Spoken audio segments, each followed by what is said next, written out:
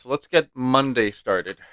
Um, Lately I've been hearing a lot of talk about electric cars. I'm sure you have too. There's Teslas everywhere now. You're seeing Ford, Chevy, like Porsche, Audi, all getting into electric cars now, and it seems like it may be the next phase in automotive community. I mean, Europe is even talking about electrifying all of their cars in the near future. U.S. is also doing the same thing. Like Biden right now is trying to push everybody to go electric. But is it really going to work? Is it feasible? I'm not against electric cars. I mean, electric cars seem to be even faster than gasoline cars. So, like, why would I oppose that? Um, but I don't think it's going to be mainstream as fast as the news media puts it, or even like I go to SEMA and everybody's talking about how electric is the next thing. Electric is going to take over.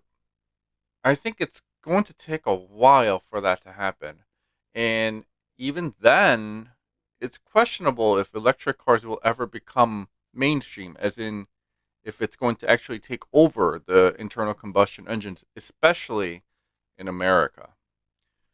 I'll take you through my thought process today.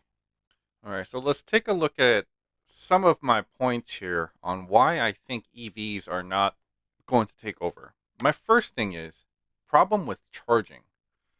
So we're on plugshare.com. This is supposed to show you basically where you can take your EV to have it charged because they need charging. Obviously, if you live in the city, this is Chicago.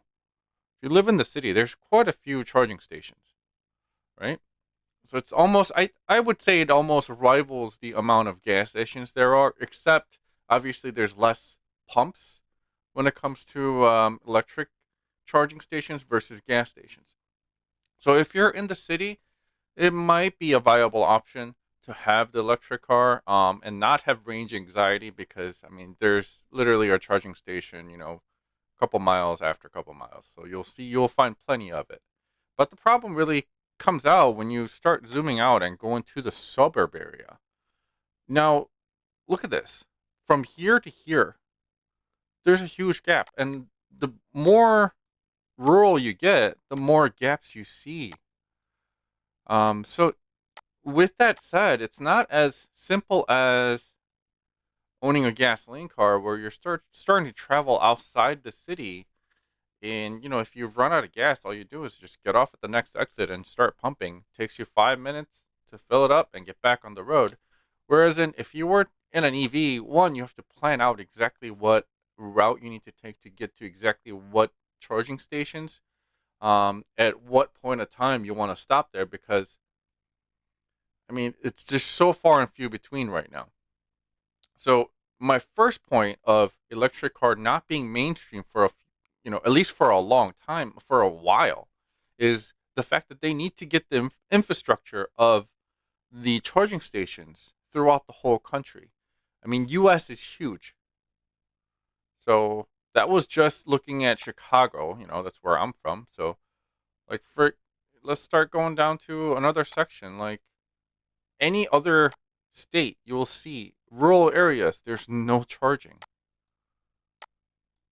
So if I was to take a road trip in an electric car from Chicago to New York, I would have to literally plan out my stops. Um, Thankfully, I mean Tesla and a lot of electric cars have an option on their infotainment where you can plan out your trip and it tells you, where you can stop to get charged, how long it will take, and things like that. So it could work, but as a primary vehicle, I really don't think it's as efficient as a gasoline vehicle at the moment, just because, like I said, the charging stations are not really there. Now, the second point is the amount of time it takes to charge these cars. So if we look at this article from Kelly Blue Book, it kind of narrows down how long it average takes to charge a car. Now, on a regular charger, like if you were to do a 220-volt charger overnight at your house inside your garage, you're probably looking at around like average of 7 to 8 hours to fully charge your car, which is perfectly fine because once you get off work, you get home, park it in the garage, plug the car in, and the next morning your car is all ready to go for you again with maximum range.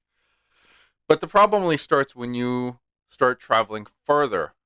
Again, just like my first example, let's say we're traveling from Chicago to New York, and obviously we're not going to have that 8 hour downtime to charge overnight and overnight again. So we're driving, 300 miles, which is some of the ranges you can get with some of these electric cars, and 300 miles down the road, you have to charge. And when you stop for a charge, you don't want to wait 8 hours. So you find a fast charger, and fast chargers will take about 30 minutes to get you to 80%. The downside to fast chargers, though, is the fact that you could only charge usually up to 80%. It doesn't charge fully to 100%. Um, and it does decrease your battery life in the long run when you are doing fast charges because it heats up your battery really quickly. And 30 minutes still isn't a very short time. 30 minutes is a long time to just sit there and wait for your car to charge up. And after the 30 minutes, you're not getting your full range either because you're only 80% charged. So keep in mind your first initial charge of, 300 miles that you're getting, the second time you stop, you might only get 270 because you can't charge fully. And you've spent 30 minutes charging it. And then after 270 miles, you have to charge it again for 30 minutes, etc., etc. So your overall travel time of your electric car is far longer than it will be for a gasoline car.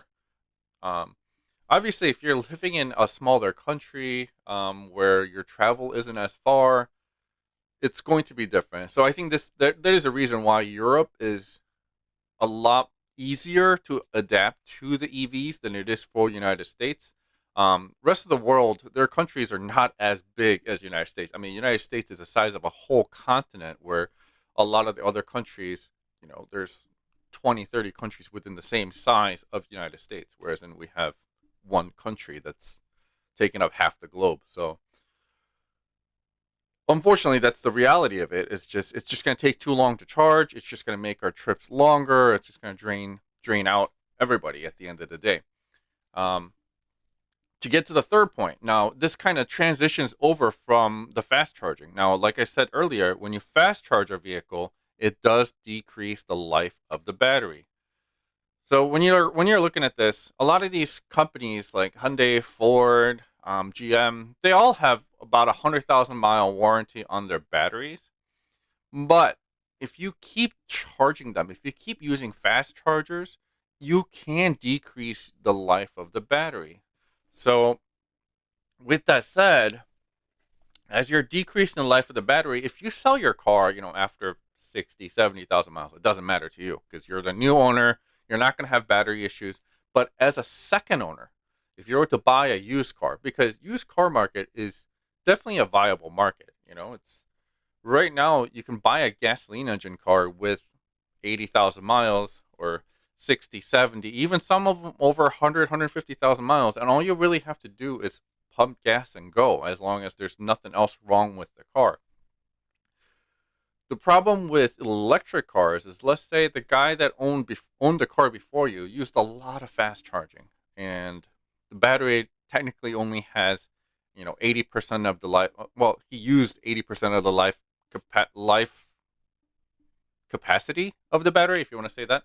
So there's only 20% left. And let's say you've driven your car and you've driven it 20,000 miles since you bought it used, and now you need to replace the battery. There's the problem. You may have purchased this electric car for a good amount of price. Let's say 5 years down the road, you purchased a Hyundai Kona electric car for $15,000. This is just a number figure coming off of my head, but $15,000 car that might cost you in battery replacement another $15,000. Now, I'm not exaggerating when it comes to the battery pricing. When you look at the cost of battery pricing, average battery price in 2020 was $137 per kilowatt. So a lot of these cars have about 70 to 80 kilowatt batteries, the smaller cars. So let's just say we have 70 kilowatt battery at $137 per kilowatt. We're looking at $95.90 for the battery. That's just for the battery alone. Now you have to think about the labor to actually change all that. And if you have a car with even bigger capacity, let's say a 100 kilowatt battery, that's $13,000 for the battery. Now they are trying to reduce this cost as the time goes by, and obviously as more electric cars become common, the battery technology will also evolve. The ability to make batteries will be easier, and things like that, and will bring the cost down. So they're hoping by 2030 it will cost around $6,200 to replace the battery. But 6,200 is still quite a lot of money. And that's the battery, not even the motor. So, in order for you right now to replace an engine in an internal combustion car, usually will run you around 6 to 7,000. Obviously, depends on the car, depends on the engine, but just as an average figure, that's about the amount of money to replace a whole engine in a car. But we're talking in 2030 with all the costs brought down, we're still talking that type of money just for the battery, not the actual electric motor that's moving your car. So it's price wise, it doesn't really make sense to me that this will be overtaking the internal combustion engines, because brand new it might make sense, but for rest of the America that buys used cars, it doesn't make sense to take on that risk. Now, here's another point: is when you're going back to the original point of charging, where are you going to charge these cars? Like, where would you actually charge these cars? Not everybody in the United States owns their own house or owns a house with a garage. And a lot of times, people will have to street park their cars. Most of the population street park their cars, especially in the city areas, because there's really nowhere to park. When you're parked in the city area, how do you plan on charging the car? That's like the biggest thing. Like, yeah, I understand you can charge the car overnight for 8 hours, but how? Where? Right? If you're parking on the side of the street, you need the infrastructure for that. Okay, so with that said, I want to show you a couple images. So this is a shop that obviously sells the charging cable for you to charge on the sidewalk. So you have to run a cable across the sidewalk to your car to charge. One, I don't know how safe that is, especially in like heavy downpour. Like if you're getting super heavy rain and your street likes to flood and have water, like standing water, like is that really safe? I don't know. And with the amount of vandalism that we're seeing lately, do you really think those vandals are going to leave that cable the way it is and just let you charge peacefully overnight? I really wouldn't trust that either. I mean, I guess I'm cynical, but I don't really trust the public. That just doesn't seem right. So another thing they can do is install these charging stations on the sidewalks. This goes back to my infrastructure thing. One, they have to basically install a post like this in every single parking spot for this to work. And two, when they're doing this, they're cutting into the sidewalk. So, and with that said, like they have to maintain these posts every time. Like, it doesn't really make sense to me how this is going to take over gas pumps. Like, yeah, it's a lot of money to make this. And if one fails, like, what are you going to do? And here's another example of this guy trying to charge his Tesla in front of his house. Does that make any sense to you? Like, come on. The amount of electricity going through that cable, I I don't know if that's going to be considered safe, especially if it's like a 220 volt. That could hurt a person really bad. Um, yeah, and having the charging port exposed like this, I get it. They say it's safe to do it in the rain, as long as everything is covered up. Blah blah blah. But I don't know. It just doesn't seem complete yet. It doesn't. It just doesn't seem like it's ready for the general public 100% yet, especially in the U.S. market. Okay. So I mean, here this even talks about, is it safe to charge an electric car in the rain? Yes, it is, to a point.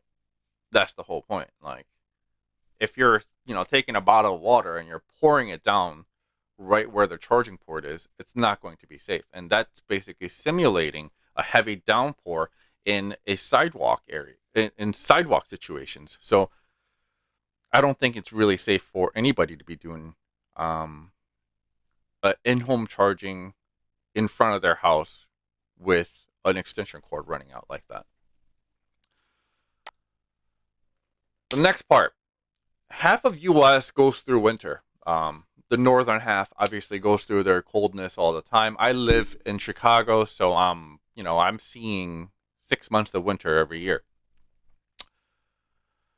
The downside to the EVs is when it gets cold and you start turning on the heat, you lose a lot of range because the the EV itself runs solely on that EV battery. So when you start blasting that heat, this article right here is showing that according to AAA, cold weather can cut electric car range over 40%. 40%. And EVs often lose 12% of their range in cold weather. But if you put your heater on full blast, you're looking at 41% of loss in range. So you have to choose between, do I want to make it to my destination or do I want to be warm on my way to my destination? I I'm sorry, but I can't do that. There's no way. That just doesn't seem like the cars are ready for mainstream yet. They need to figure this out. They need to figure out how to get the charging done correctly. They need to figure out how to get it done safely, especially for people that don't have garages. And then figure out what the heck they're gonna do about this cold weather thing. Like, what about in the warm weather too? Like, if you're driving in 100-degree heat and you turn your AC on and you just see your battery level dropping. Of course, on an internal combustion engine, it does happen too, where, if you're running AC, your gas mileage does drop, but it's not a 41% loss. It's not even a 12% loss. So that's something that definitely needs to be worked out before, people can start saying, oh, this is going to be the next mainstream thing. So how much does it cost to charge an electric car? Because we're under the assumption that it will be cheaper to own an electric car in the long run than it would be for a gasoline car. Might be true, especially with how much the gas is right now. I mean, right now the cheapest gas station around my house is like $4.50 a gallon. Kind of ridiculous. Is it cheaper to charge an electric car? I think so. I mean, let's take a look at this thing here.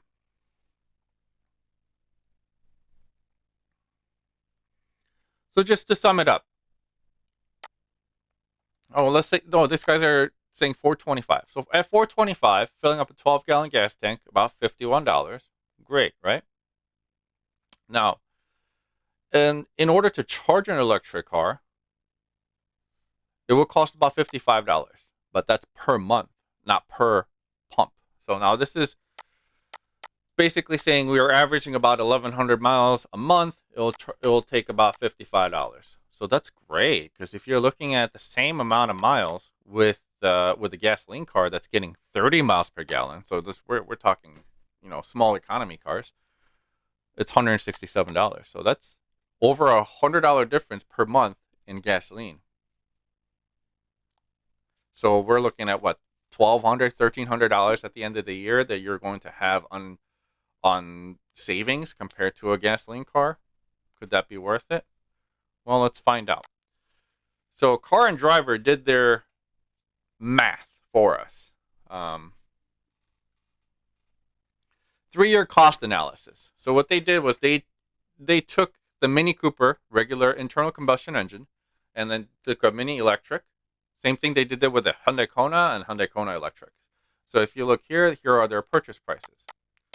Obviously, the electric cars are more expensive, so you're starting out in a hole to begin with. Okay, so annual miles driven, 15,000 miles. That's actually, I think that's actually a little bit higher than the U.S. normal U.S. average, but I mean they say it is the average mileage, so let's go with that. So Mini Electric was EPA rated 110 miles range, so you'll have to commute 30 miles each way. The result with 3-year mileage kind of 45,000 miles. Okay. So they did 45,000 miles, blah, blah, blah. So every single car has been tested to the same math, to the same specs, right? So regular Mini would cost you with, oil changes and, things like that. You're looking at 38.39 to run a Mini Cooper. Mini Electric will only cost you 29.70. Hyundai Kona, the same thing. The internal combustion engine costs $4,091, whereas an electric costs $29.70. Now think about this. The reason electric doesn't cost as much as an internal combustion engine to run is because you don't have to do oil changes. You don't have to do coolant flushes, But you still have to maintain your brakes. You still have to maintain your tires and things like that. That's why there's a little bit of cost, but there is definitely less cost to run an electric car this way. But you have to also keep in mind you are already in the hole with buying an electric car because it was more expensive to begin with. Um, they did say in the article that Mini and Hyundai both offer complimentary service, and they basically negated that portion just for the math sake of things.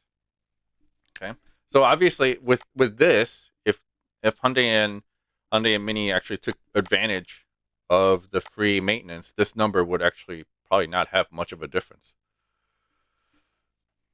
Okay. Now, with that said, now gasoline cost. So they did their math here as well. Gasoline cost for internal combustion engine Mini is 4,478. The Hyundai Kona is 3,623. Eh, okay, that's over a 3-year period, so that's okay. Now, obviously, with the electric cars, there's charging costs instead of an gas cost, and this is also, we're talking average. So, Mini Electric would cost you $1,900 or so to charge for the 3 years. Kona Electric will cost you $1,723. So there is a significant difference there as well. So we're looking at almost little over double the amount. And then they also throw in depreciation. The problem with depreciation is looks like electric cars actually depreciate a little bit more in dollar value than the counterpart, the combustion engine counterpart. The reason being, you have to also understand that the market has to want the car, and two, it's based on mostly percentage than the actual dollar figures. So because they start out higher, you may lose more dollar figures per year, even though the actual percentage of the decrease is similar. So at the end of the day, 3-year ownership cost. So Mini hardtop. This is including the car price, the maintenance, the oil, the gasoline price, and everything. The internal combustion engine Mini hardtop, you're looking at almost $42,000, but the electric, you're looking at almost $50,000. So the electric lost on that battle. Internal combustion engine Kona, almost $40,000, but the electric is almost $55,000. Okay, so with that said, I don't think going electric makes much sense right now. Now, the next part of the article does talk about EV credits. So when we're talking EV credits, there is a $7,500 tax credit at the moment of this article, and with that counted in, Mini Electric costs $41,812. The Kona Electric costs $47. So Mini Electric is pretty much the same cost to own as a Mini hardtop, except it comes with disadvantages of longer charge times, finding a charging station, less battery life during winter, all the stuff that I just talked about in the earlier part of the video, and it costs you about the same amount to drive one for 3 years. The Honda Kona Electric still is almost $8,000 more than the regular Kona internal combustion engine plus comes with the disadvantages of owning an electric vehicle. So, I mean, I think I've went through all the points that I want to make that the electric cars are not going to be mainstream for a long time. As much as we want the next generation of technology to come, it's still got a lot to go. So, the charging station issue of, too not enough in the rural area, and also no way to really charge safely on the sidewalk when you're charging at home without a garage, or if you live in an apartment complex. Like, every parking spot should have one in order for everyone to be able to own an electric car. And how do you deal with heavy downpours? How do you deal with vandalisms? um and how the thing is, there is the battery life that's going to cost a lot more than the car itself when it comes to used car market, which is going to bring down on the used cars. Like, people are not going to want to buy it knowing that it's going to cost them, $8,000 to $10,000 to replace the battery. Like, why would you want to buy that? It's like buying a car with a blown engine, thinking, oh yeah, I'm going to spend another $8,000 to throw an engine in it. It's not a common thing for people to do. Um, and overall, it's either the same cost or it's going to be more expensive to own. So it makes no sense to me right now that when people say electric is the next thing. Yeah, and when you're looking at tech to tech, it is. Um, but I think internal combustion engines are here to stay for a while, especially stateside, just because of those issues. Tell me what you think. Like, share, subscribe the video. You know how that works. Um, Make sure you comment below. Tell me what you think about the whole electric car phenomenon that's happening right now. What everybody's talking about, what all the governments are pushing for. Do you think I'm right? Do you think I'm wrong? I mean, let me know. This is just my opinion. It's a vlog. So, all right, I'll see you in the next one.